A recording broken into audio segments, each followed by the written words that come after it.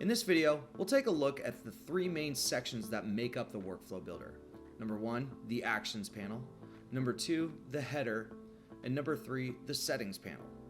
Welcome to the Workflow Builder, where entire experiences are built and published to your website in the form of designs like pop-ups, widgets, and banners, if-then conditions, integrations, and more. We call this the modular approach, since these individual features are built and managed independently of each other and used to create customer journeys from your workflows. If you've worked in marketing automation before, this should look pretty familiar.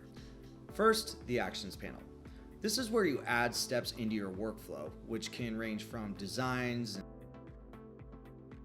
and if-then branches, subscription to an email list, or updating a segment, down to editing a visitor's movement through the workflow itself. Second, the header. And let's stick to the highlights here. You have an analytics mode that can be toggled on and off, the Save and Publish buttons, which will publish the workflow and all of its changes to your website.